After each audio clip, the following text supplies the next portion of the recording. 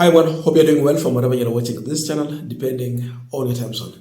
Now, the AU elections is coming early this year, and Raila Odinga has offered his candidature to vie for the AUC chairmanship.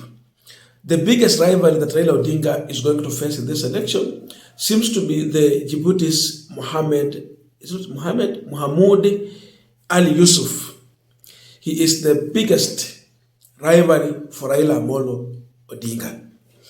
Now, with that in mind, in January 2nd, that means this month, information emerged on social media indicating that Djibouti's Mohamed Ali Yusuf had dropped from the AUC bid in favor of one Raila Amolo Odinga.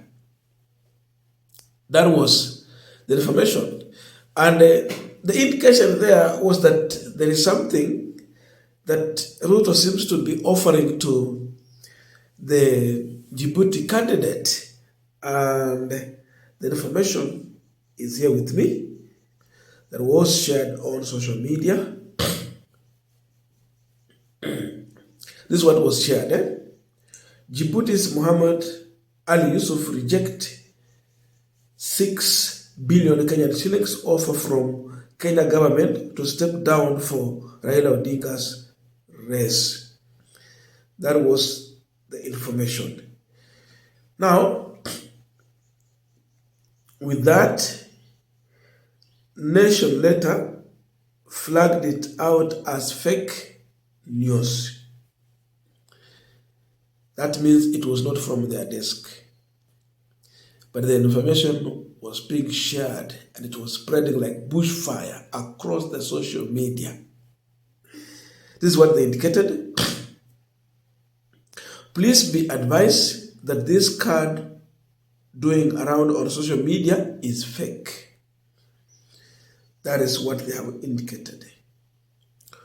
Of course, later,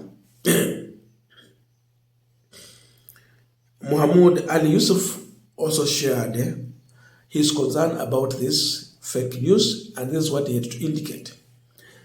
Rest assured, dear friends and supporters, I am still in the race and doing well so far.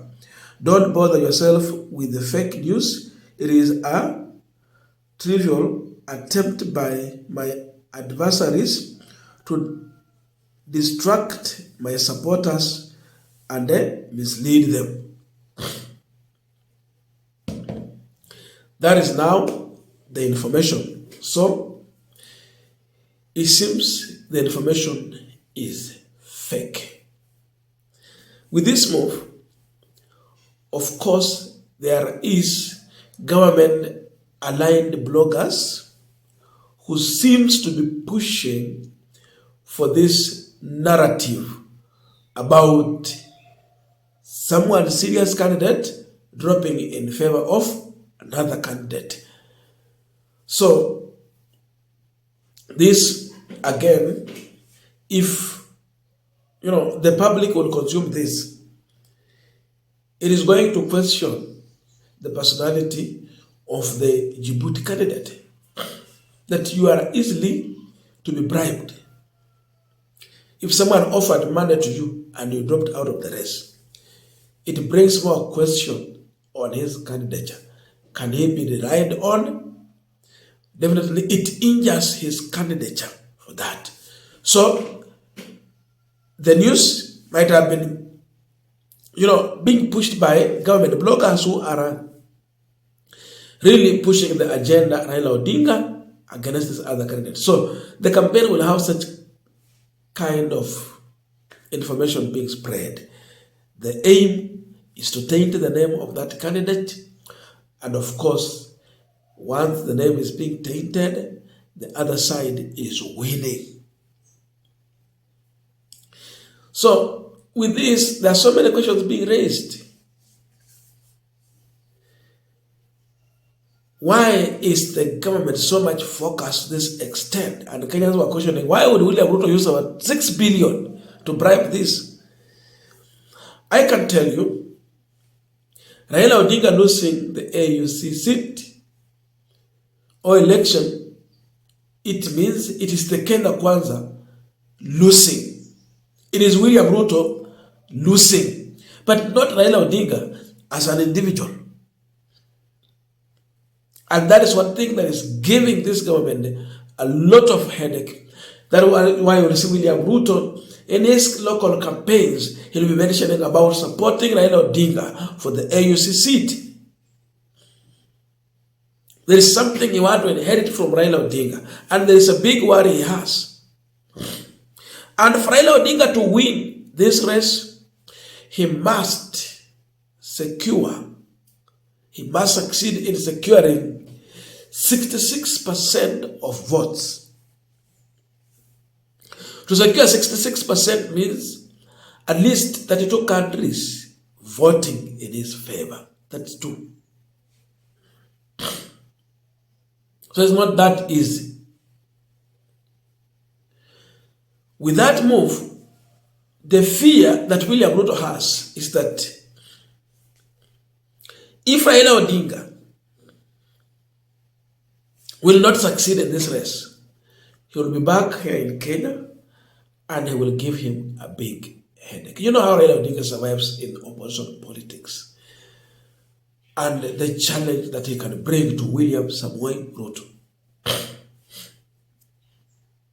Imagine William Ruto having Kalonzo Musyoka as a candidate. To him, it is easy.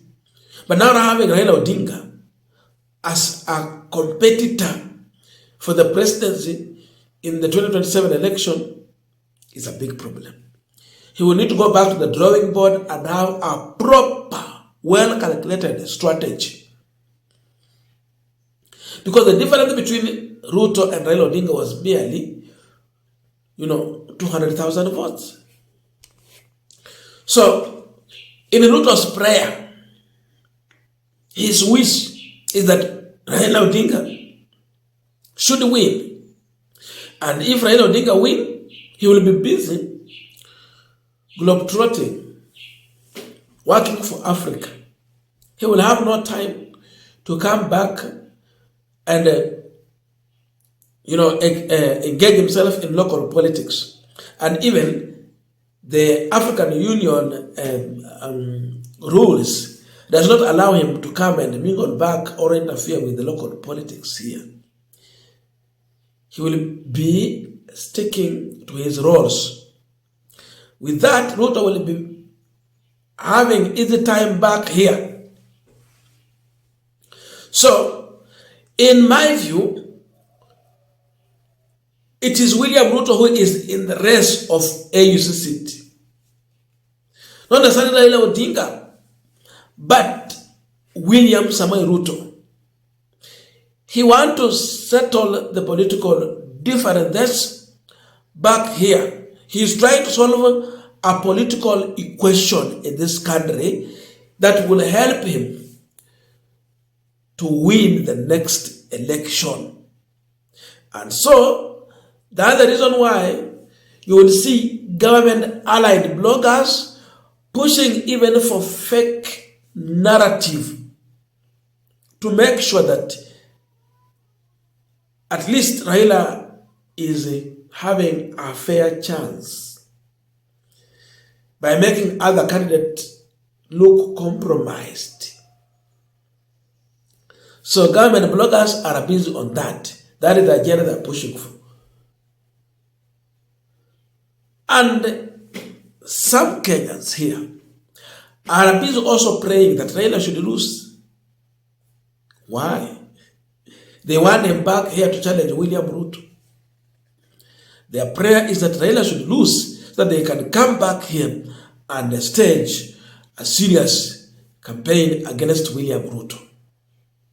That is their prayer. So look at that.